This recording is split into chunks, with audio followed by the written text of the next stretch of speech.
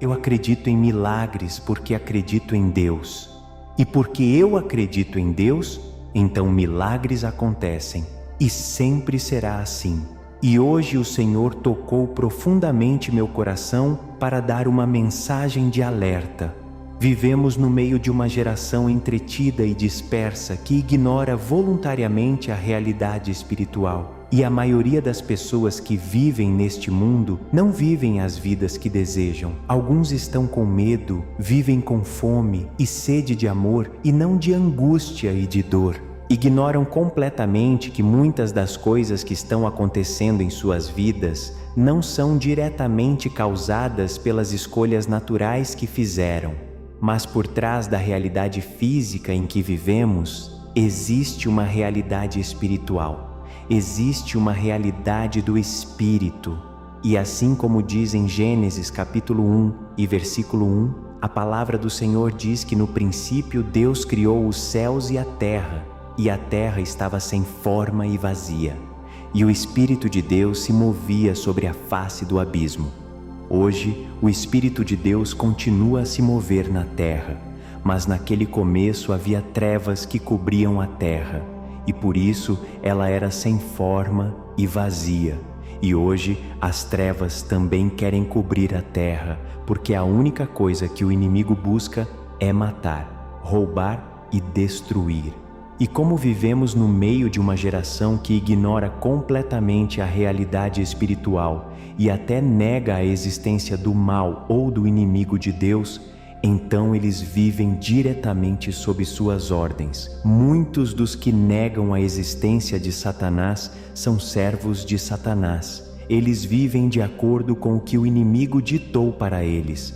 A Bíblia ensina que o príncipe, o Deus desta era e o príncipe deste mundo é o diabo, é Satanás. Porque quando Adão e Eva foram colocados no Éden, eles entregaram sua autoridade a Satanás. Quando ouviram a voz do diabo e desobedeceram a Deus, eles entregaram sua autoridade espiritual ao próprio diabo.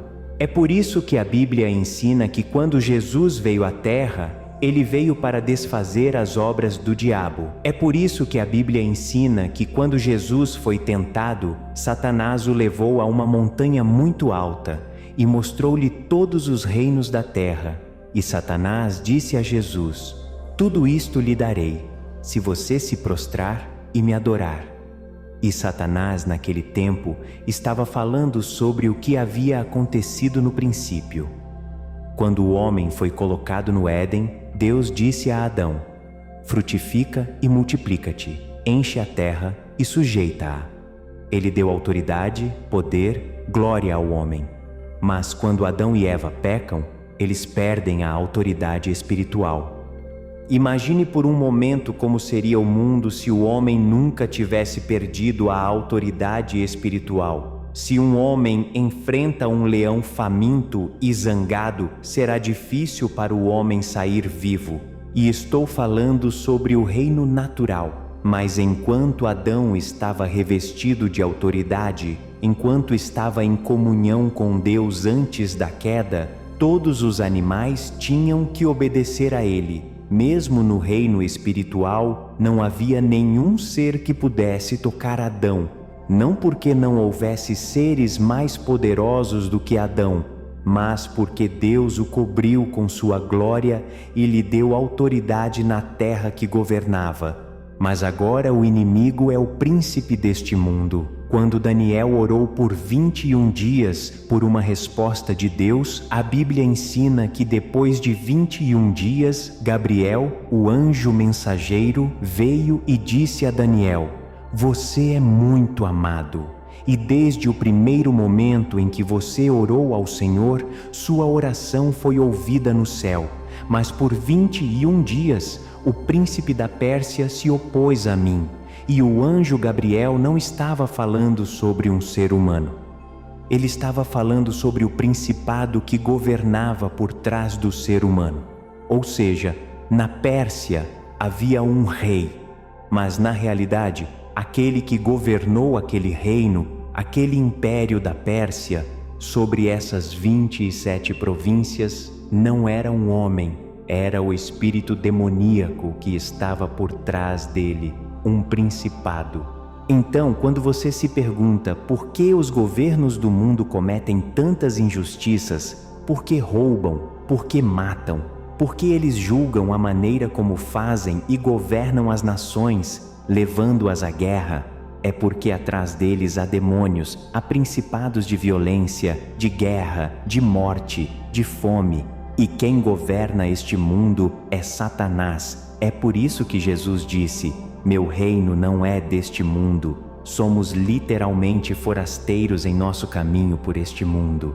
E um dia o Senhor tomará este mundo e mudará absolutamente tudo o que está acontecendo, porque este céu e esta terra não falaremos mais deles, nem teremos nenhuma lembrança deles, porque o Senhor fará um novo céu e uma nova terra, e esse é o pensamento que os cristãos devem ter, de que não somos habitantes deste mundo para sempre. Pelo contrário, vivemos neste mundo, mas não somos deste mundo. Vivemos nesta terra, mas não somos desta terra. Como disse o apóstolo Paulo, minha cidadania está no céu.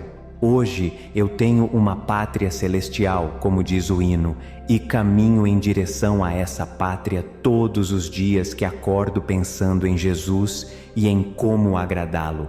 Cada dia é um passo a mais que dou para esse lugar de glória, onde há um novo céu e uma nova terra, onde essa cidade não precisa de sol, porque o que a ilumina é a glória do Todo-Poderoso. É por isso que você não pode se apegar às suas posses naturais e terrenas. Você pode ter posses nesta terra. Talvez você seja dono de uma empresa, pastor de uma igreja ou presidente de algum lugar, ou algo assim. Eu não sei, talvez você seja muito rico ou tenha carros chiques, mas tudo isso é descartável. Um dia, tudo isso vai acabar. Aproveite o que Deus lhe deu, mas não se apegue a isso e não perca sua coroa. Por isso não gosto quando os pregadores falam apenas sobre alcançar posições e posses materiais, porque certamente não trouxemos nada a este mundo e certamente no dia em que o Senhor nos chamar à sua presença, não levaremos nada. Portanto, é importante que você entenda que quem governa este mundo é Satanás. Ele sempre fez isso desde o início, porque Adão desistiu de sua autoridade e o Senhor nos deu autoridade sobre demônios, espíritos, principados. Mas Satanás é quem governa este mundo. Isso soa como um jogo de palavras, mas é muito simples de entender. Satanás governa todas as pessoas nesta terra que não têm Jesus em seu coração, que não entregaram sua vontade a Deus, que não entregaram sua vida ao Senhor. Mas nós, cristãos, temos o poder de amarrar, repreender e expulsar demônios. Jesus diz em Marcos 16:17, em meu nome, eles expulsarão demônios. Em Lucas 10:19, diz que ele nos deu o poder e a autoridade para pisar em serpentes e escorpiões e sobre toda a força do inimigo, e que nada nos prejudicaria. Portanto, temos autoridade para amarrar, repreender e expulsar demônios em nome de Jesus. Na primeira carta de João lemos: se alguém está em Cristo Jesus, o diabo não pode tocá-lo. Portanto, não devemos ficar assustados, angustiados e com medo, porque o inimigo não pode nos tocar. Somos embaixadores de Deus nesta terra. Portanto, entenda o conceito do que estou falando, de autoridade espiritual. A nação dos Estados Unidos, por muito tempo, tem sido a nação mais poderosa da Terra. Isso levou muitas pessoas a odiarem os americanos, porque de alguma forma o governo dos Essaariwa interferiu em muitas nações do mundo. Às vezes foi bem intencionado, às vezes não foi bem intencionado. E isso levou pessoas em muitas partes da Terra a não olharem com bons olhos para o povo americano. No entanto, todos os que pertencem à nação dos Estados Unidos, que são cidadãos americanos, têm direitos e responsabilidades, mas também são protegidos por este governo. Então, se eu for para Jerusalém, se eu for para a Palestina e sou um cidadão americano, as leis da nação que estou visitando são muito diferentes das leis da minha nação, mas meu governo de alguma forma me protege. E lá e em quase todas as nações do mundo há uma embaixada do governo dos Estados Unidos. No lugar onde está essa embaixada, aquele lugar que pode ser muito pequeno no meio de uma grande nação, com poucos metros talvez, eu não sei, mas naquele lugar onde está a embaixada, esse lugar é declarado território dos Imério. Eles não são donos da nação em que estão. É apenas um território que é de alguma forma protegido pelas leis da nação. Não sei se você está me entendendo. E naquela embaixada que está no meio de qualquer nação na terra, as leis que governam essa embaixada são as leis do governo americano, não as leis da nação onde está essa embaixada. Então espero que você tenha me entendido e que eu tenha explicado de forma clara. Tal é o reino dos céus. Você e eu somos cidadãos do reino dos céus e somos protegidos por um governo todo-poderoso, não a nação mais poderosa da terra, porque a nação mais poderosa da terra que enfrenta Deus não é nada, e menos que nada. Todas as nações da terra comparadas a Deus não são nada. É simples assim. Mas você e eu somos protegidos por um governo celestial, e o exército desse governo celestial são milhões e milhões e milhões de anjos poderosos, os seres mais poderosos do universo. E assim como um embaixador na terra tem escoltas que o guardam com soldados, uma equipe de segurança que o protege, todo verdadeiro filho de Deus é escoltado. A Bíblia diz no Salmo 34:7 que o anjo do Senhor acampa ao redor daqueles que o temem e os defende. E no Salmo 91:11 ele diz que ordenará a seus anjos sobre você, para guardá-lo em todos os seus caminhos. Portanto, todo verdadeiro filho de Deus tem uma escolta pessoal, anjos poderosos, guerreiros, vitoriosos. Me emociona falar sobre esse assunto. Há pessoas que se sentem orgulhosas de fazer parte de um governo ou de ser de uma nacionalidade ou de ser filhos de um povo. Mas a única coisa de que nós, como cristãos, devemos nos orgulhar é de ser cidadãos do reino dos céus, é ter um rei que nos ama tanto, que deu a vida por nós. Fazemos parte da nação mais poderosa que já existiu. É a nação celestial, onde suas leis são amor, suas leis são vitória e poder, onde o perdão nos governa. Não há outra nação que tenha nossas leis.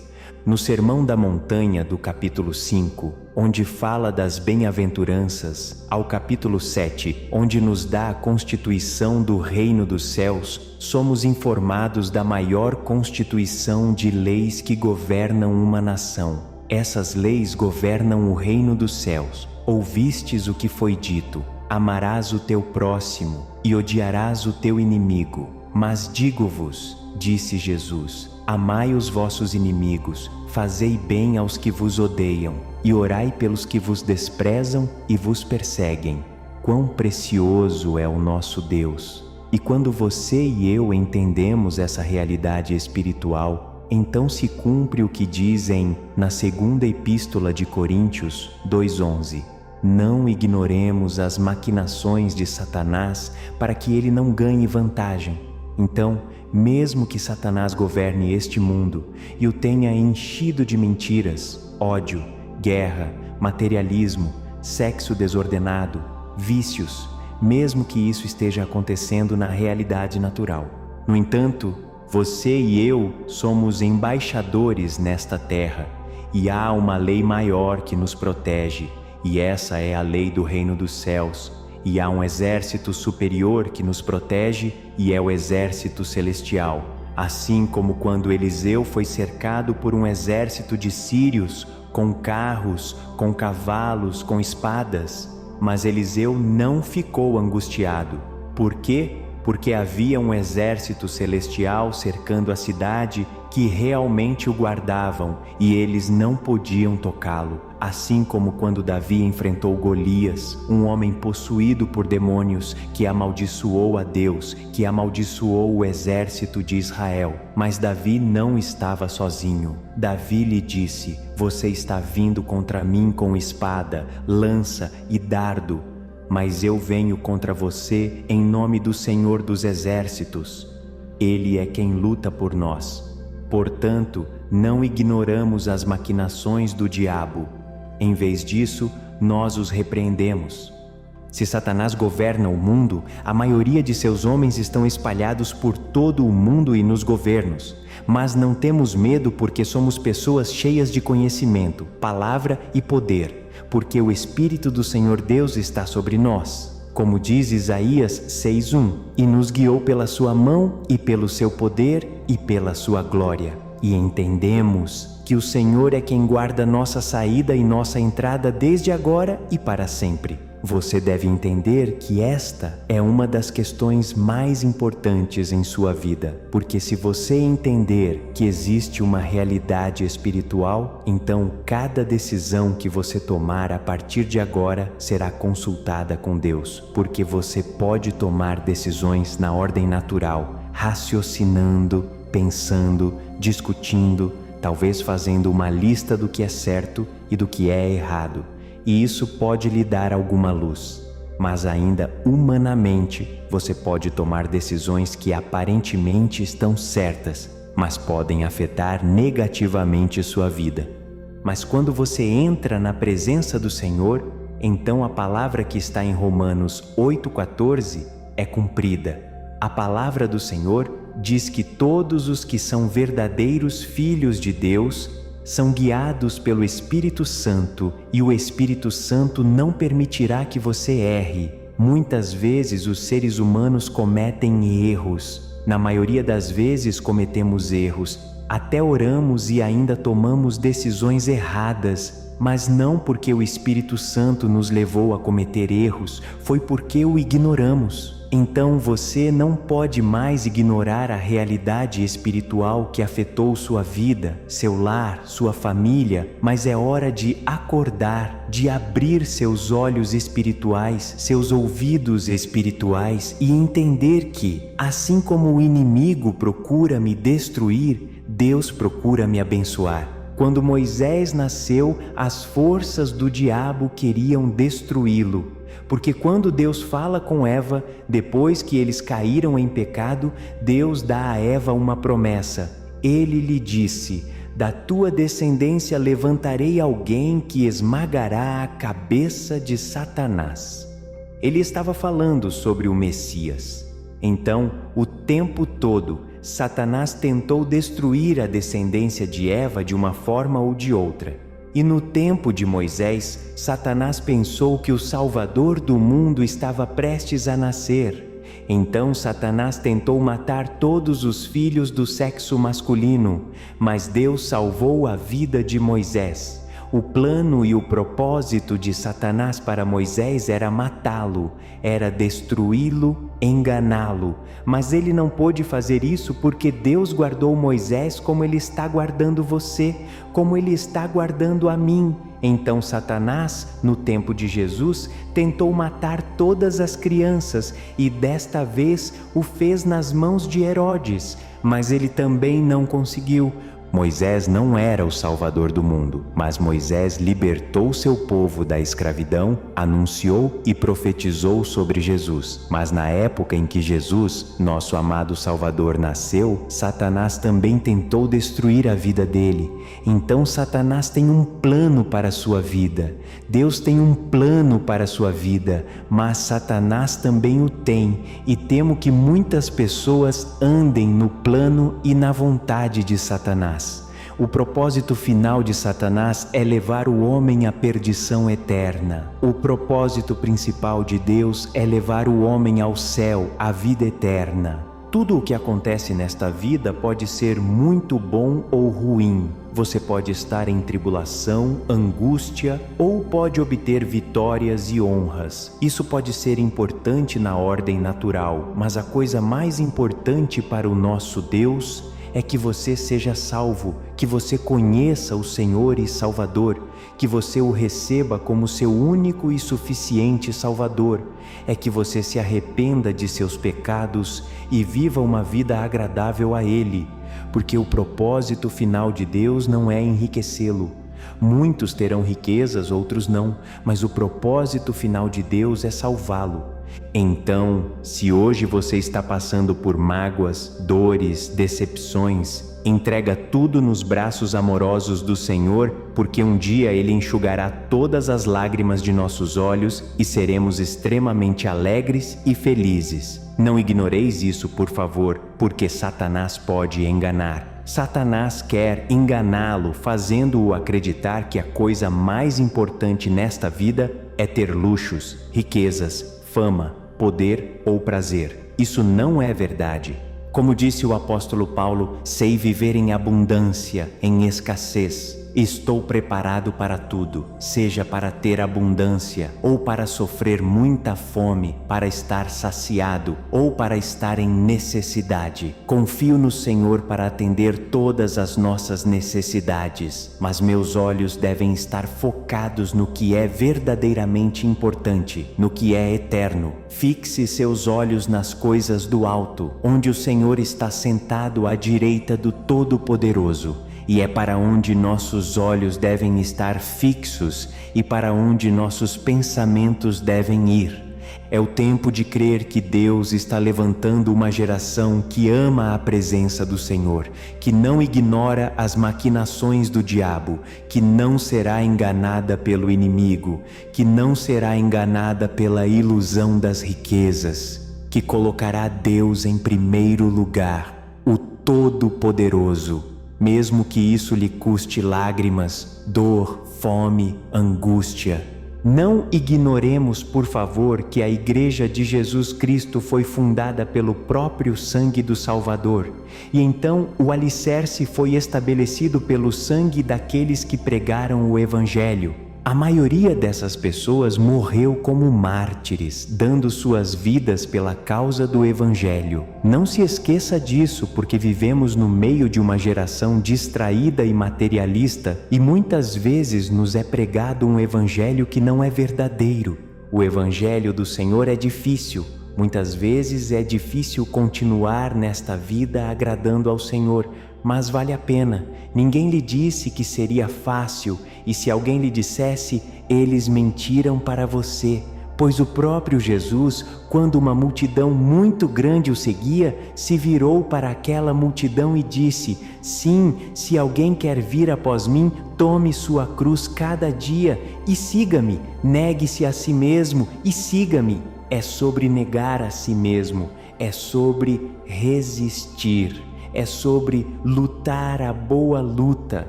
Ouça essa expressão: coisas fáceis não são disputadas. Mas Paulo, o apóstolo, escreveu a Timóteo e disse: combate o bom combate da fé. Entenda, por favor, que existe uma realidade espiritual, mas você tem o poder de repreender as forças do diabo. O que está acontecendo em sua vida, em sua casa, em sua família, levante-se como um guerreiro, não ignore mais. Você pode ter tomado muitas decisões ruins, mas não é só por causa dessas decisões que há coisas em sua vida que você não entende. Levante-se e grite. Repreenda o inimigo em nome de Jesus. Vá para a guerra. Faça uma declaração de poder todos os dias, buscando a presença do Senhor, e depois deixe Deus trabalhar. Combata o bom combate da fé. Negue a si mesmo. Diga ao Espírito Santo para lhe dar força. Entenda que há uma realidade espiritual por trás de tudo isso. Mas lembre-se, você é um embaixador investido de poder. Há um exército que cuida de você, você é governado por leis espirituais, as leis do céu, a constituição do reino dos céus e do Todo-Poderoso. o rei da nação a que você pertence, é o maior, é o nosso Deus. Ele é o próprio Filho de Deus feito homem. Ele é o mesmo Filho de Deus que ressuscitou dos mortos, que está à direita do Todo-Poderoso, o grande Eu Sou, o qual você conhecerá o nome para sempre. A esse grande e poderoso Deus damos glória, porque sua palavra é poder, porque sua palavra é uma lâmpada, porque sua palavra remove véus e traz vida, e vida abundante. No poderoso nome de Jesus. Amém e amém.